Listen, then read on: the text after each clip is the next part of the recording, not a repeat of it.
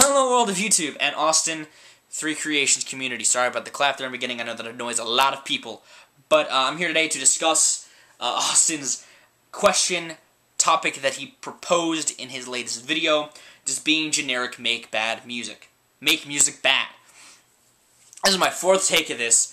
Tons of jibber-jabber have gone on. I can't seem to get my point out clear enough. But to answer this question in a simple way, and I'll expand on that, does being generic make music bad? No. Not at all. At least to me. I don't think it does. Well, yes and no.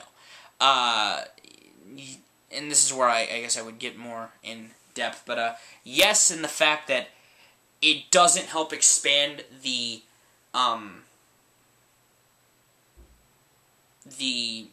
art of music as a whole, but no in the fact that you can recreate styles, alter them in a certain way, and get people into new and old bands / genres of music. Take, for example, bands like Creed. And I'm not trying to defend Creed. I mean, we've all had that point, I'm almost certain that we've all had that point in life where we listened to Creed. You won't admit it, but I hope you do. Not saying they're the best band in the world, not saying that at all, but they were one of those bands that took the sound of kind of grungy, somewhat soft rock, alternative rock, and tweaked it to make them sound a little bit different, and became huge. And it could help expand younger minds to their music and hopefully get them into better bands that they were influenced by, like Pearl Jam. And I'm gonna say they were influenced by Pearl Jam because you listen to them sing. Or take, for example, bands like Trivium or Bullet for My Valentine, where they are heavily rooted, especially Trivium, in the band Metallica. For the fact that they and a bunch of other bands within the subgenre of metalcore make music that is rooted from thrash metal, rooted to. I'm not saying they are, I'm saying they're rooted to thrash metal. That helps get younger folks into them along with their predecessors. This is how it's good in that aspect, but it's bad in the fact that you aren't making awesome, different music. There aren't enough bands, at least in my opinion, like Orphanland, or Mr. Bungle, or Chthonic. I mean, what I like about those bands, you've never heard any of those bands, I'll go into a little bit of discussion, I guess, in a little bit, but what I like about those bands is that they take something normal and make it different, along the lines of a band like Arrested Development as well. I love Arrested Development for the fact that they do that. Take, for example, Mr. Bungle, Mike Patton Project, who made some of the best, at least in my opinion, just odd musical blenders, is what I'm going to call them. Like, he had a song that had jungle chanting in the same, like, song as, like, this just heavy-ass riff. Or he had this song that was like an Arabian adventure that turned into, like, this Greek party mid-song. It was weird music that was also awesome.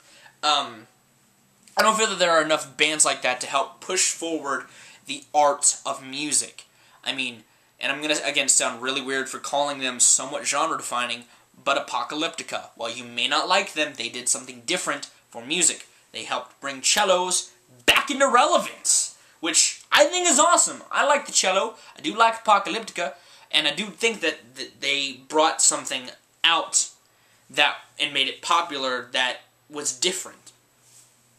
There aren't enough bands like that help even bring out a culture. Take for example the band Orphanland or Chthonic, who take their culture of their country and mix it with the music. This may be generic to them, but it's also pushing forth music pushing forth the art of music because it helps craft new things for artists to try that they may not have tried before, thus for pushing forth the art of music. So, does being generic make music bad? Yes and no.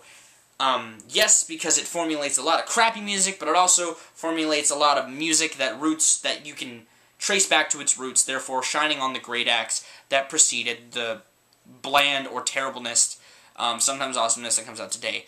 And no, because it doesn't help push forth the art of music.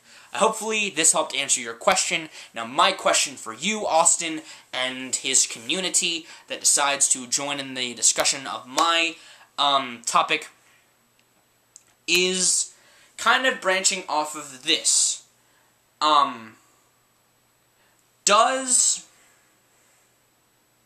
Why is something your favorite? Why is a band your favorite band? I want to discuss this because mostly to help fulfill my hope that popularity isn't the reason why someone buys into music, because, and this kind of stems into the sub question, or I guess the bigger question: does popularity contribute to talent? Do you think that because an act is popular, they are good, or that they are automatically accepted as good? Take, for example, an artist like Tyler, the Creator, who is now extremely popular. Does that make him good? Does the fact that he writes both for himself and for his character / his ego, does that make him a good rapper? That's pretty much my question. Why is something your favorite, or I guess a sub-question, if something is popular, does that make it good? Do you think that we over-glamorize popular acts and let them stay in the forefront even when their music starts to suck? That's pretty much my question. Hopefully you enjoyed my response, Austin. The small clusterfuck that it was. Hopefully you, his audience, enjoyed it. Hopefully you, my audience, have enjoyed it. You guys have good days, lives, and situations. I have been Viralrak. I will see you another day. Yeah.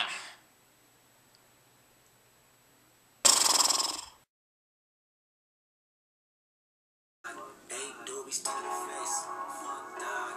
12 bottles in the case, nigga. Fuck that.